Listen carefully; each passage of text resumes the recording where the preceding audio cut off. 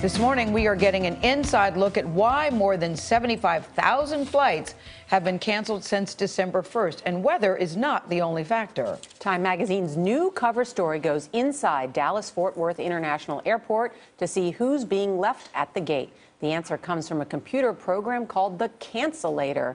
Bill Saporito is Time's assistant managing editor. Bill, good morning. Good morning. Okay, what's the Cancellator? The Cancellator is the series of programs that tries to decide who's going to fly today and who isn't, and it's a very, very difficult problem. And I got a chance to be introduced to it at American Airlines Operations Center last week in the middle of this awful weather we were having. Had you heard about it? Were you just in the office and you heard Cancellator? What happened? Well, we were talking to some of the dispatchers, and they said, well, we have this situation, and then we run it through the Cancellator, and you said, wow, what a great name. Yeah. So how do they prioritize who to cancel? Well, there's a weighting system that takes a look at who's flying, where are they going, where are the jets, where are the pilots. Everything has to be measured. Everything has to be kind of a weighted system. It's a weighted system. For instance, how do you retain revenues? Which flyers are worth more, which are not worth as much. Okay. So all of these things are factored into Most importantly, how do we beat the Cancellator? You know? Right. I mean, if you think you've got to fly somewhere and you're going to get canceled, how do you beat the system? That happened to you, didn't it? Well, yeah, I did. The Cancellator got me.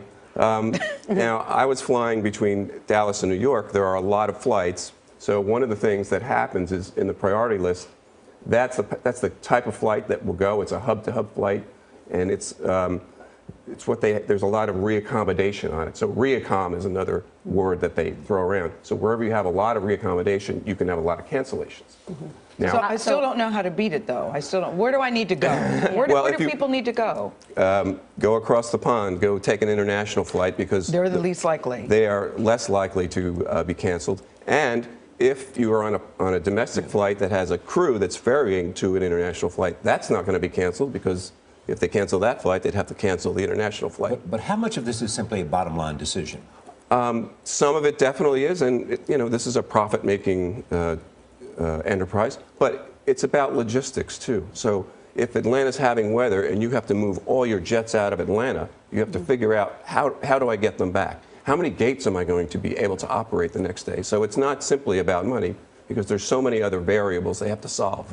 All right, Bill Saporito, great to have you here. Thank you so much. Thank you.